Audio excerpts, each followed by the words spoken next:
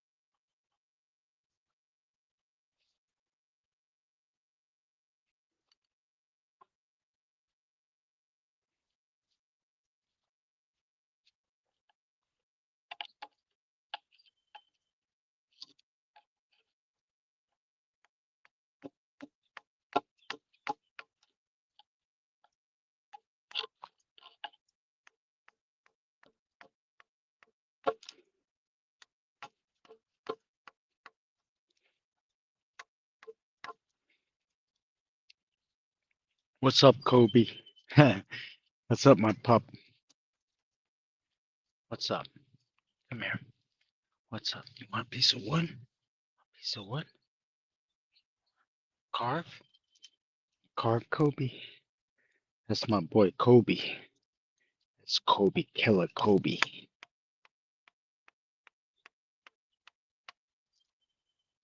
Killer Kobe. So beautiful out. Ah, so beautiful. Feel so fortunate. Right, Kobe?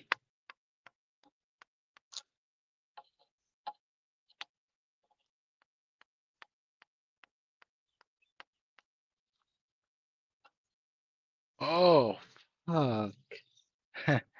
See? This is the quantum force. Oh, shoot.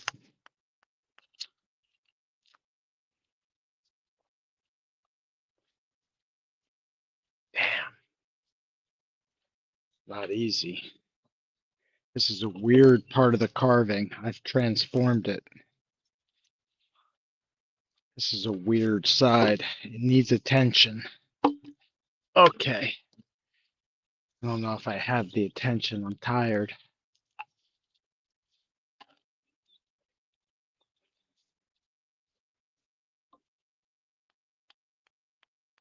Oh, yeah.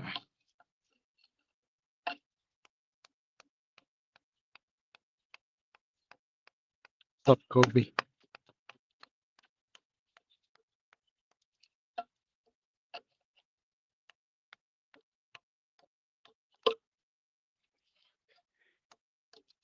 Yeah.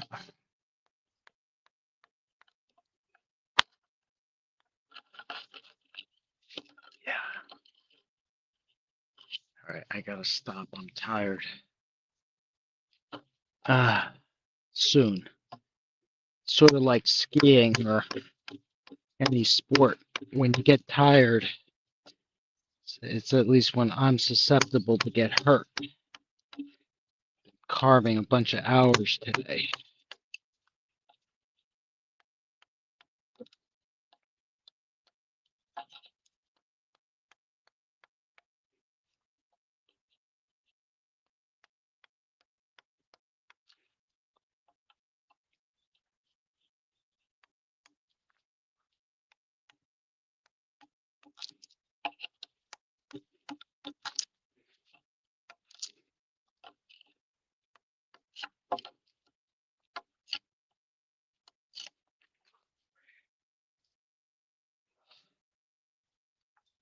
All right.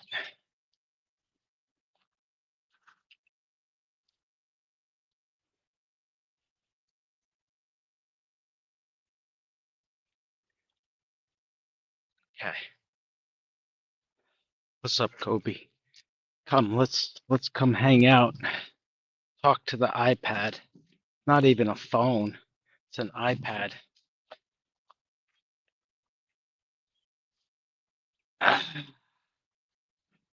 Okay. Come here, Kobe. Yeah. Wow. Yeah, it's a vibe. Vibe chain. Totemic art. It's freaking where it's at, baby. Right. This is a cool piece. This is a native apple. This is an apple tree I'm carving under. It's not from this apple tree. It's from back there. Yeah, see that it's called a hedge apple. I don't think it's really an apple, but local people, farmers, old farmers call them hedge apples. Uh, yeah.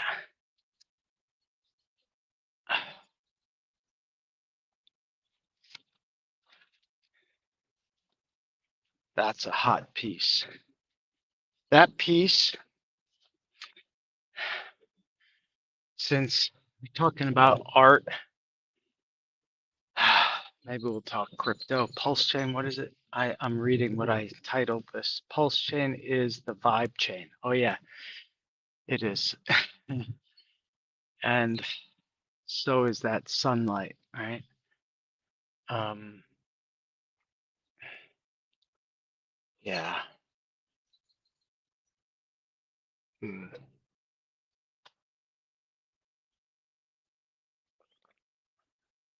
Sort of bright. Um, oh, okay. So eh, people used to ask me, I used to carve, I mean, I still carve in Central Park in New York City, but I don't live, I used to, I mean, I'm born in New York City and raised in New York and still have a place in New York, my little, it's my beehive. It's filled up with art. Not all my art, like carvings, paintings, um, stone art, the little pad in the city. And I didn't live there. This is, but the point is, what's up, Punka? This is my big alpha pup. Um, yeah, I still, actually, next weekend, I'm going to be in the city. I'm going to be carving all weekend, hanging out, raving in New York City. I don't, not traditional rave, but New York City in the summer, in Central Park and Riverside Park and Rockaway Beach, Coney Island, you know, yeah. Oh, it's like you got to be a city person to love it, you know. But I am. So yeah. So I really started carving. I mean, I started carving when I was building houses, post and beam houses. I was hand carving post and beam mortise and tenon joints. Wow. I think I need to move out of the sun. I'm gonna switch the, couldn't see. Okay. Um, yeah, so first started carving. Um, ooh, wow. One of my art friends, Megan, oh, went to Picasso show. Maybe you like. See, I have art friends. That's Megan. She's a ceramicist, a beautiful ceramicist, beautiful inside and out from Queens, New York. And she's just texting me. That's Megan, the ceramicist, and she makes really, and we've been talking about collaborating. And there's a piece, actually, it's from the same tree, it's from the hedge apple tree. Um, It's called, it's a whole series. Mm, it's called Home, forget about it. It's called Home is Where the Heart Is, right? And I've given out a few of those pieces. I've gifted them. Wow. The sun, this is like Helios, baby. Sun god. Helios, Tao. Love the Helios Tao. The Helios is right at the top here. I forget the carvings right now. Um, anyway, so I used to carve a lot in Central Park,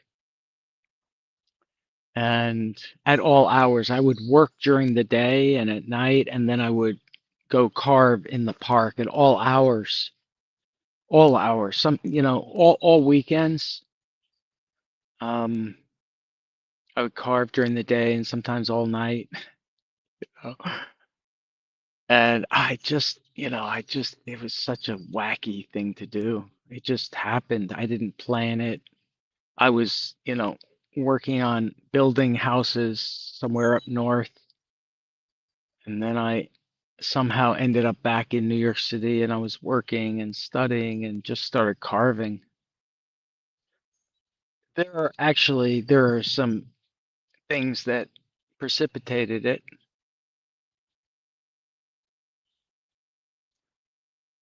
But anyway, all right. So totemic art, Pulsechain is the vibe chain. So I think it's really interesting. That's a quote from my favorite Anon developer, Super Shadowy. And I'm bringing it up. He, and I'm assuming it's a he. I've just been in ongoing dialogue, written dialogue, and in dialogue with the Ouroboros protocol for over a year now. Since last April, I think, is when I first got into a dialogue with Super Shadowy. And I really admire him. I'm going to call him a him because I think it is a him, but it may be a her. It doesn't matter. It's all good. And so the thing is that in that chat, I've never been in Telegram really until like the last 3 or 4 months or 6 months, other than to go in there to like be part of testnet testers. Um, but over the last 3 or 4 months, maybe 6 months, I've been in a few telegrams, and one of them is the Ouroboros telegram, and it's where the Ouroboros community meets in 4 different forums, and it's really good. It's very positive, very constructive. Shadowy is always there answering questions, and and I think as a collective, we like to keep it focused on Ouroboros. But I went in there today because I saw a chat happening about, and I don't talk about anything else that I'm doing with that crew because that crew is like unity of focus, Ouroboros, baby. And I love that. When I'm in there, I'm like 100% Ouroboros. But today there was a dialogue in the hangout part of the chat about Richard Hart and Roger Ver and all the Bitcoin moving and Pulsechain and PDI. And I was like, wow, okay. Even the PDI, Pulsechain, Richard Hart narrative bled into the Ouroboros chat. And so then I was like, damn. And so me and that chat were in a little dialogue. And it's not like there aren't big Pulsechain fans in there. That's not who hangs out in that chat. That's chat that's really Ethereum and probably Sonic focused. Um, I'm sure there are other folk. I'm sure there are other people in there in Pulsechain, but it's not like a Pulsechain crew. And I'm like this crossover between, Ethereum, Pulsechain, and I'm looking forward to being on Sonic just for the user experience and because Ouroboros is going to be over there. Anyway, the point is that Super Shadowy is a very sophisticated and experienced crypto entrepreneur and software engineer and developer and designer of protocols, and he's really amazing in so many ways, both as a communicator and as an innovator and a thought leader in the space, I think, quietly. And he's been really focused on building Ouroboros. Like it's a labor of love and business, and it's really amazing. And I like to keep that chat private. I don't like to share anything that's private, but I'm going to share this little piece because it has nothing to do with Ouroboros. It just has to do with Richard Hart and what Shadowy said when we were talking about it, about I basically, someone said, all this Bitcoin is moving. And someone else said, oh, it's Roger Ver. I was like, maybe. If you listen to the Pulsechain rumors, it could be Richard Hart, And Shadowy, he was like, it's possible, but Richard Hart was crying about leverage trading and lost a lot of, you know, money leverage trading Bitcoin. Guys like that who are crying don't hold billions of dollars worth of Bitcoin. I'm like, I don't know, man. And then someone else said it's Roger Ver. I'm like, I don't know. Right. And then someone asked Shadowy, who's a real stablecoin expert, and I didn't get his answer. So, and I answered it, right? And this guy Archie, I think, who asked the question, he asked Shadowy the question, which was, "Hey, do you think P-Dye can peg to $1?" And Shadowy didn't answer. Maybe he has since answered it, but I didn't see the answer. But I was really curious on his take because he's a very, very experienced, sophisticated stablecoin operator and developer and user, and like really experienced and sophisticated. And I've been around a bunch of developers who have developed in the space, and I don't know, I experienced him as an experienced, smart, sophisticated thinker and thought leader and developer. So I'm very curious what he thought and what he thinks. If PDI is, I would bet he would say, I have no idea. I don't know what they're trying to do. Seems very risky. And he would analyze it based on the information that he has and probably say, look, I don't know enough to know, and I don't know enough either to know, but I think the question is enough. Everyone's asking the question, even in the Ouroboros chat now, is like, could P-Dye peg to $1? And so I answered it. And Archie was not happy. He was like, thanks, Shadowy. I was like, yeah, I know. I sort of gave him a prayer and said I was sorry. And all I said was, anything is possible, right? Which is a non-answer, which is like, yeah, anything's possible. I have no idea.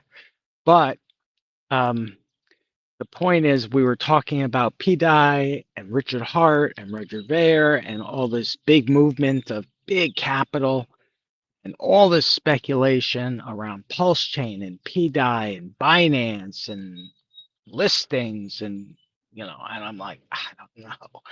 But then Shadowy says, Pulsechain is the vibe chain. I was like, yeah, it is. And like for positive vibes and for negative vibes, it's like the vibe chain. meaning that, like, I don't know, it just it rung true to me as someone who's actually, yeah, it's got depth actually. Pulsechain is a very strange uh, platform, honestly. It's got so many layers of depth, even though there's been capital flight during the SEC litigation. Now that as of July 7th, there will be regulatory and legal certainty on Pulsechain. So Pulsechain is the vibe chain. Yeah, I think so. And the question will be, is it a really healthy, like, vibe? For a long time, it's been crazy toxic vibe, right? And despite the toxicity, there's actually also a lot of innovation going on that, people discredit just because people don't like Richard Hart, or they don't know enough about what's actually going on there, or they're calling it a scam, or it's almost always a projection and an ignorance unless you actually have been in the very diverse ecosystems that live on Pulsechain. And so, yeah, I'm looking forward to it. My hypothesis, I don't know if all that Bitcoin is Roger Ver, or I think there's two big wallets to watch now. It's where all the Bitcoin that moved is sitting, I think. And so we'll look at how that's deployed, or if it's deployed. Maybe it's just a redeployment to a new custody arrangement. If it's actually Bitcoin Jesus, that guy Roger Ver, I don't know. If it's him, that could be it. But there's a lot of speculation about that and not a lot of certainty. And if those Bitcoin just sit there in those wallets, it'll be one thing. If they're deployed somehow, somewhere, because people are now tracking the wallets and reading the blockchain, I think it's likely that we'll see where it's all going. And over on the Pulse chain, Vibe chain, the rumor mill is rampant. And from a pure speculation perspective, not like fundamental analysis or technical analysis, or none of this analytical frameworks apply here. That's why the vibe chain makes a lot of sense. And I think Shadowy's right. It's like the vibe chain. And the question is, like, and this is why I'm starting to pay totemic art attention to Pulse chain again. I've never done that. I put totemic art attention to protocols and efforts that I believe in, not just crypto.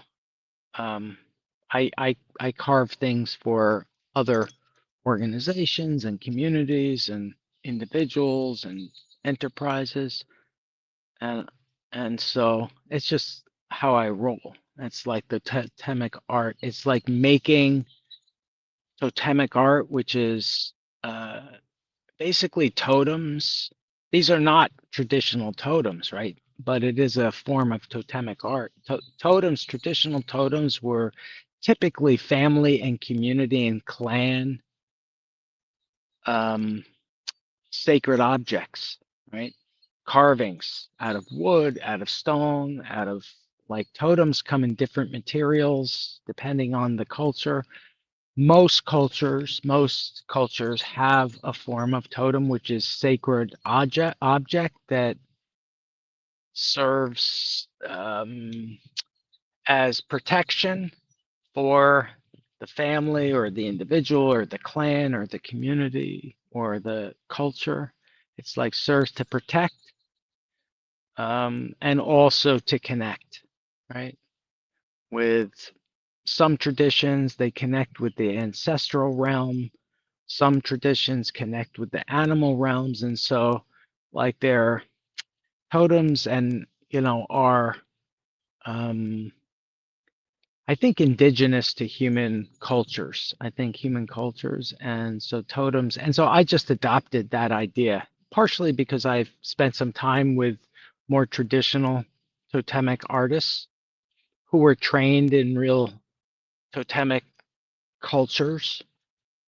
And I just watched, listened, carved a little bit, and hung out and learned like how, I, there was a guy from Vancouver Island, um, comes from a very, the Haida totemic art culture.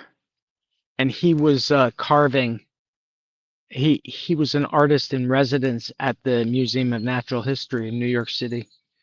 And I used to go there to hang out, and I had a job there for a while. When I was in law school, I had a job there, you know.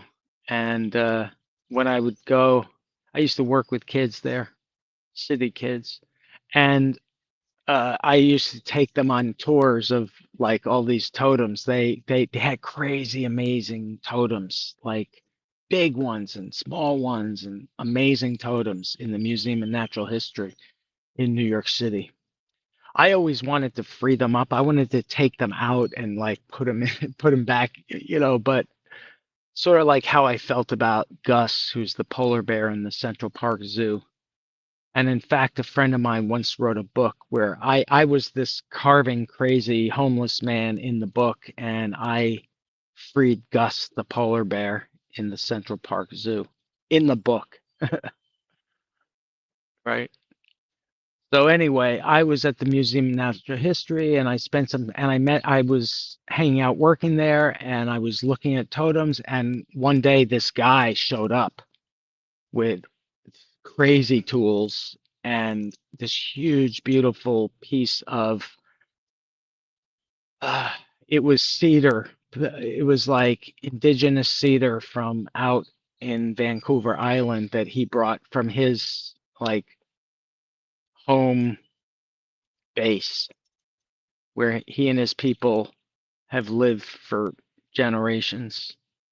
And it's the Haida.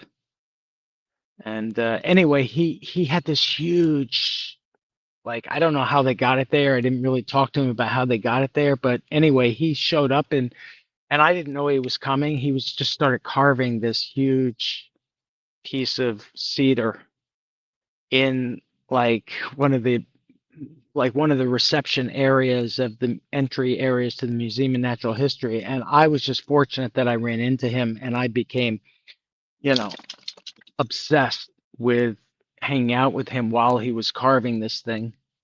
And he invited me because I started showing him some of the things that I was doing. He was like, wow, that's pretty good for, like, he was like, who's your carving? Who's your teacher? I was like, yo, just the wood, really. I don't really have any teachers. He's like, really? And then he started educating me about carving culture, his carving culture, and the apprentice programs that he and other kids would get sort of brought into based on interest and talent. And yeah, so that was an amazing experience, and it really sort of kicked off in my brain once I became aware of more the culture of totemic art. I started finding it. It started finding me, right? And yeah, so yeah, and so and so I just have adopted totemic art as part of what I do, and whatever I'm, thinking about, and whatever needs positivity, I'll carve it.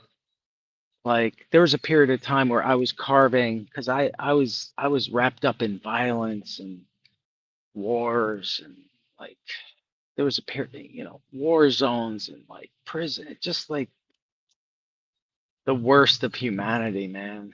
And so like after that time, I really had to unravel. And so I think I used carving.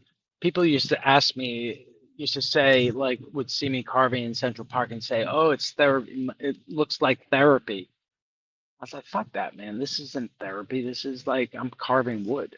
But that was my reaction, you know. But I got it. I was like, "Yeah, it's sort of therapeutic, I guess." And I didn't realize what I was really doing was digesting all this violence and digesting war zones and digesting violence and digesting, you know, life and death and all that stuff. And so I think I used carving as an artistic outlet for a lot of that. And so anyway, how did I get here? Pulse chain is the vibe chain. Yeah. Oh yeah. So yeah, I think it is actually. And I think it's also pivoting from the dialogue that we had in the Ouroboros chat back to Pulse Chain, and basically my thinking started about 3 months ago, about 2 months ago. Once I saw that Richard Hart and Pulse Chain had beaten the lawyers had beaten the SEC. That was huge in terms of legal certainty, because with legal and as of July 7th. And I knew this about 60 days ago. I knew, I was like, wow, on July 5th, and we're here, it's tomorrow, but that's a Saturday. And then on July 6th is a Sunday. And then on Monday, July 7th, actually legally, it will be on July 6th, actually. Yeah. So July 5th, there's actually the last day that the government can appeal that case. And I suspect that it's not just the last day that the government can appeal it, but it's probably the last day that the public can even probably ask for an appeal, right? But the government has until, the SEC has until, yeah, I think it's July 5th to appeal the loss. And I suspect that that's not going to happen, especially with this SEC chair that we have now. But what's important about it from the perspective of Pulse Chain is the vibe chain. I think Shadowy's right. It is the vibe chain, and I'm going to use it. And part of it is that I have migrated back. I migrated most of my value that I had on Pulse Chain to Ethereum and into mostly the Titanx ecosystem, but heavily into Ouroboros. And so I migrated Pulse Chain value and Atropa and PDI and Bear value, you know, from Pulse Chain into Titanx, and then from Titanx into some build on Titanx protocols. But by the end of this cycle, I've been highly concentrated. I used Helios, all of these things I've kept moon bags, but I used Helios and Hyper and Hydra. Hydra didn't work for me, but I used Helios and Hyper well to ratio my Titanx. I used DragonX also to ratio my Titanx. And so that worked well. And I used my Titanx, and I didn't use all my Titanx wisely. Like I didn't do well with Shogun. I didn't do well with a few other things. But that's okay. Those things can recover. But I did really well with Ouroboros, right? So about 10 or 15% of my value that I have in the Titanx ecosystem, most of it is in Ouroboros and also as a collateral asset in Ouroboros. But the piece of it that wasn't in Ouroboros, I've targeted and bridged over to Pulse Chain, because Pulse Chain is the vibe chain, and I was ready to like come back to help out, to, you know, bring totemic art to Pulse Chain, to work with, you know, the high integrity builders and developers, and investors that are there, and not to let the dissonance and the negativity and the infighting, which is everywhere, not to let that deter me from the vibe chain, which is Pulsechain. And Eros really was the igniter for me. And Peter, who brought this Eros idea to me and to the Totemic community, like, I was on Pulsechain before Peter was, but Peter is a student, man. He is a an autist. A student of crypto, a student of LP, a student of how do you, pump a coin, a student of charts, a student of technology, a student, and and a very sophisticated crypto investor. And he really was the one that woke me up to reminded me. I knew that there was going to be legal certainty, but he was the one that was crazy bullish and really started getting me out of apathy and waiting and into taking action where it's going to be. And he basically said to me and others, let's front run the bull run, the altcoin rally that's coming, but let's front run it on Pulsechain so that we can get access to the Richard Hart, the Atropa, and the PDI narrative. Let's do that, right? And I was like, all right.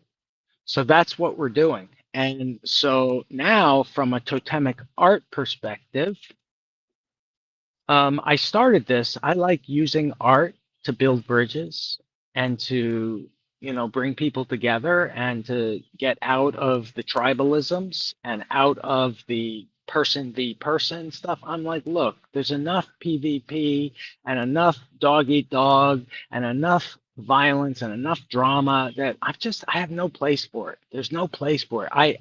I'm willing to speak truth to power. I'm willing to accept like direct, no toxicity, conflict dialogue. I like that. It's why I'm willing to speak truth to power. It's required. I need to do it. It's part of my human nature. I'm a rebel freaking artist. Okay? I can't help it. It's who I is.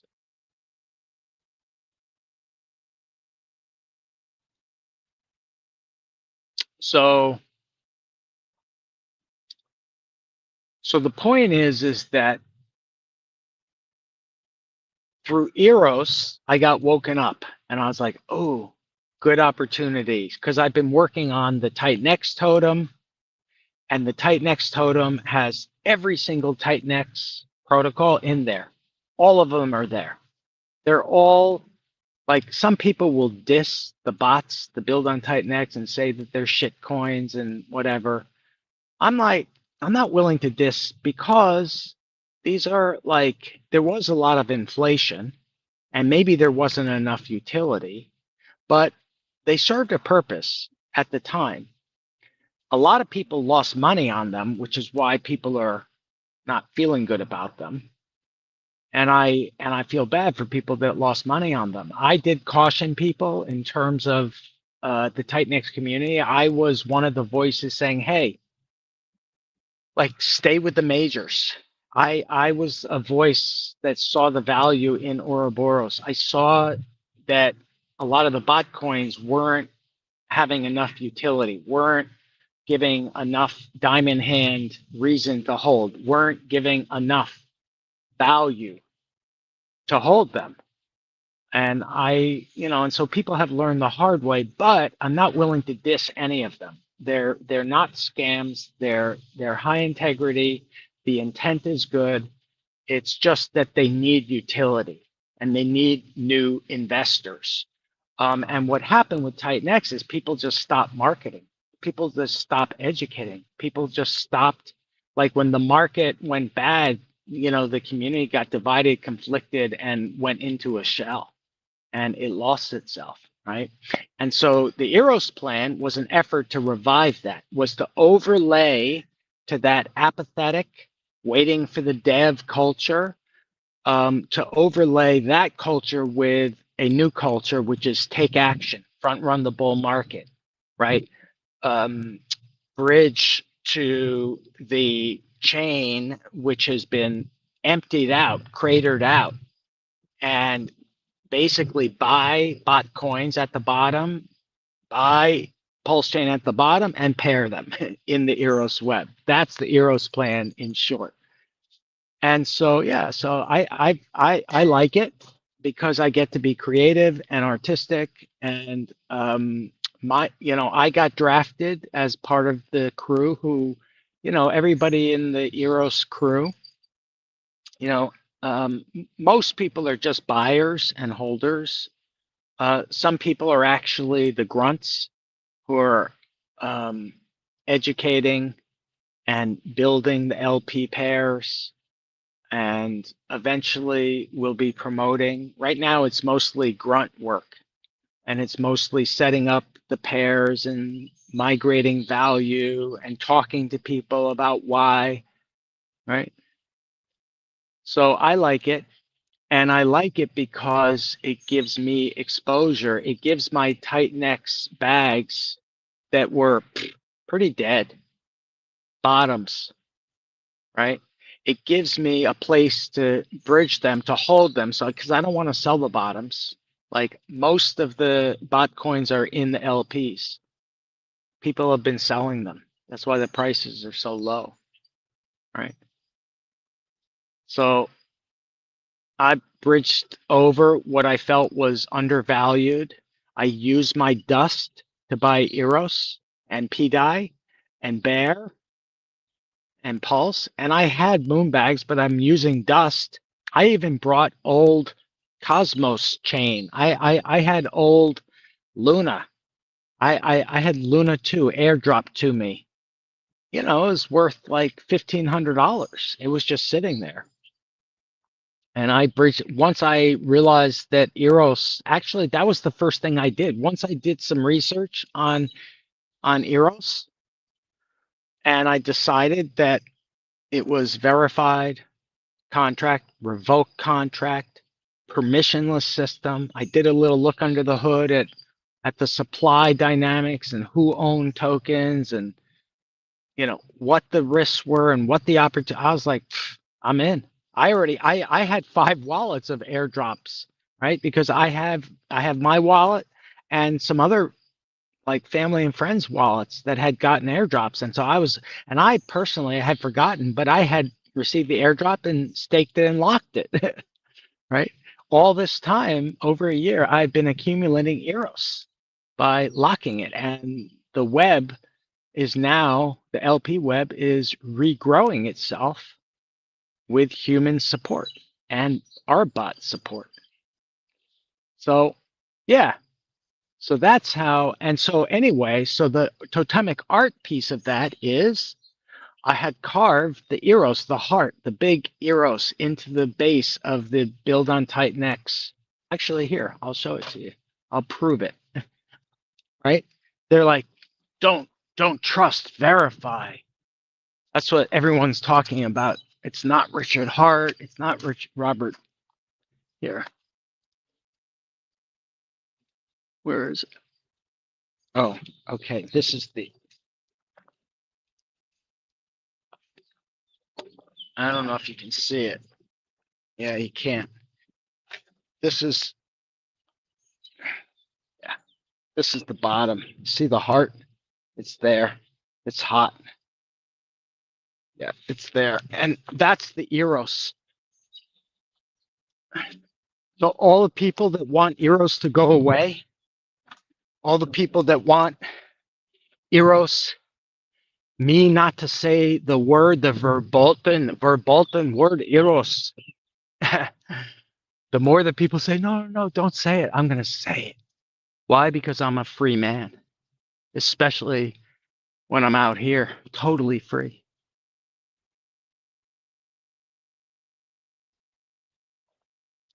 So that's how totemic art is coming to Pulsechain.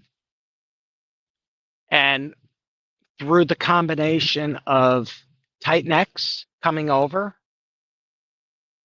because the reception that we're getting on Pulsechain is really interesting, right? Like there's a visceral reaction to Totemic on Pulsechain, which is good. People know about it. There's a lot of ex-Totemic people, right, that have been in and out, and this is part of the challenge, right, of like migrating, like no diamond hand cultures, no freaking allegiance, like, right? That's just the reality. And so there's a visceral reaction to Totemic on Pulsechain. I think because Eric has relationships over there, I think DragonX has a lot of potential.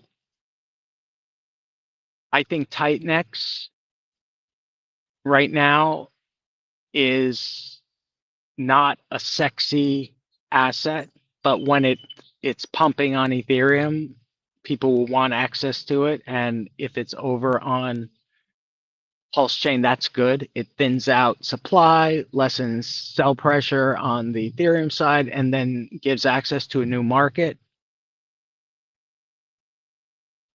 I think some of the like smaller meme coin build on Totemic tokens like Inferno and Smoke and Flare. Those three to me feel like, and partially because I know that holders and builders who have those tokens like Pulsechain and are Pulsechain native or Pulsechain interested, right? A lot of this is based on who already holds the tokens, who already knows Pulsechain, who's willing to bridge and who's willing to do this, right? So I think that those tokens, Smoke and Flare, and those already have LP pairs, and now it's about linking them with the Eros web in pairs and Inferno. And there are others like JakeX and LegendX that have pairs. I think Tink would be great on Pulsechain with Eros. I think it would give Tink a use case. I don't see any use case other than as a farming dump token, right? Maybe there's a plan for it, but Tink supply needs a use, and maybe there's a roadmap, for farms. I don't really know. Hopefully there is. I'm not a farm user, but I know a lot of people who like it. But the Tink token is just a typical farming dump token until there's a utility, right? So I think that would give a utility for Tink, and it would decrease sell pressure. But I'm not in charge of that. That's not my thing. So what I think can be valuable is for some of the bot tokens that are cap supply and deflationary, and also have a diamond hand culture. There's only a few of them, but some of the smaller projects like Lotus and Eden and Smoke and Flare. I think there are other ones, but I don't really know those. Well, those are the ones that I know, like the holder groups of like, this is a diamond hand thing. And I also think that those are memes that can be attractive when in pairs with Eros. Like on their own, I don't know. I just don't know if, like, the reason why Eros seems attractive on Pulsechain is, first of all, people know PTGC, and Eros is a PTGC clone, and so it's easy. People are like, oh, it's a PTGC clone. Oh, I get it. And so PTGC people, like, they've got that asset, and that ecosystem is blue chip in the making, and the math is great, the culture is great. That's like amazing ecosystem. And that's why, and everyone on Pulsechain knows about PTGC. Not everyone owns it or holds it, but everyone knows about it. And there have been a lot of these tax token or fee sharing token, and out of them all, I feel like Eros has, for me, because I hold it, I got gifted it, and I love it. I carved it, right? And because I'm part of a migration, and and I'm now getting to, share art and whatever education I have, right? So I think out of all of the clones, I think Eros has the potential, because of its unique story, being an airdrop, a fair access, fair crypto airdrop, really fair. It's like an airdrop to 10,000 liquid Titnex holders. Yes, it was a prorated share, but it's as fair as you can get. And now, like, people had over a year to buy it at the bottoms. Like, it's still near the bottom. I mean, it's like, it's been 10 weeks since we, started, buying it and building around it. So I think we've made incredible progress. And it's not because of the totemic art, but the totemic art definitely protects it and uplifts it and connects it and reminds me, don't allow myself to fall into the divided and conquered mentality that exists all over DeFi right now. Fuck that, man. I'm not going there. Pardon the language. I'm not fucking going there. People are like, oh, don't curse. Look, I'm from the Bronx, man.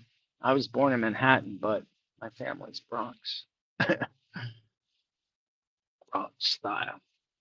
BXNY. Right?